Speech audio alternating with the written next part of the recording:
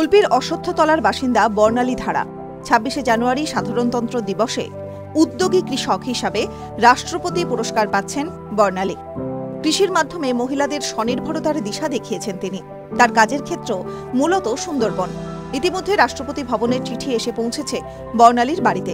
সারা দেশের ১০ জন মহিলা এবারের উদ্যোগী কৃষক হিসাবে রাষ্ট্রপতি পুরস্কারে সম্মানিত হবেন। তাদের মধ্যে এ রাজ্য থেকে একমাত্র মনোনীত হয়েছেন বর্ণালী। গ্রাম্যবধূ বর্ণালীর এই সম্মানে খুশি জয়নগরের নিমপিট কৃষি বিজ্ঞান কেন্দ্র।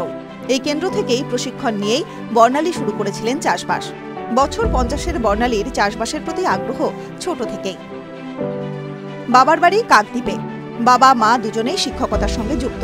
পরিবারের গরু পালন, ধান চাষ এবং সবজির বাগান ছিল। ছোট থেকেই আগ্রহ ছিল চাষবাসের।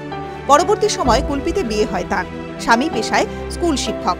পাশাপাশি সার ও বীজের দোকান ছিল। দোকানে এলাকায় কৃষকরা আসতেন। সেই সূত্রে বহু কৃষকের সঙ্গে তার সখ্যতা গড়ে ওঠে। কিন্তু কৃষিকে লাভজনক করে তুলতে নিমপিট কৃষি বিজ্ঞান কেন্দ্র থেকে ২০১৭ সালে প্রশিক্ষণ নেন।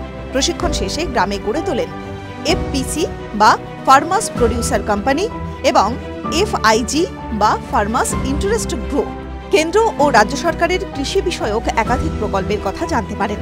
শুরু হয় সরকারি প্রকল্প কাজে লাগিয়ে চাষবাস, হাঁস, মুরগি, ছাগল, গরু পালন।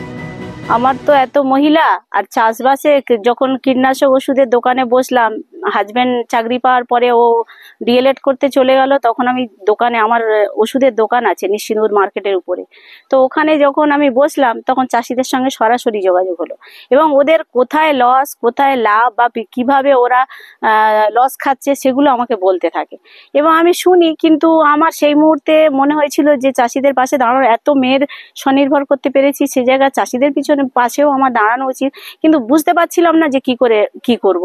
কিন্তু যখন আমি দেশাই ট্রেনিং নিতে নিমপিট কেভিতে গেলাম, তখন ওখানে দেখলাম প্রচুর খোলা, ডানা খোলা, মানে চাষিদের অঢেল জায়গা, ওখানে সুযোগ, মানে চাষবাস করার ক্ষেত্রে কেন মাশরুম চাষ করেছে, মৌমাছি পালন করেছে, মুসুর কড়াই চাষিরা চাষ করেছে, অনেক উপকার পেয়েছে এবং সেগুলো কেভিকে কিনে নিয়েছে।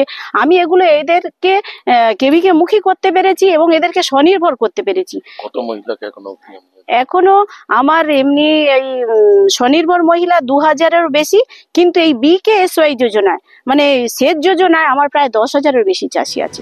বর্ণালীর হাতে তৈরি অশ্বত্থতলা জনকল্যাণ মহিলা সমিতির সদস্য বাড়তে থাকে। বর্তমানে ২০০০-এরও বেশি মহিলা তাঁর সংগঠনের সঙ্গে যুক্ত।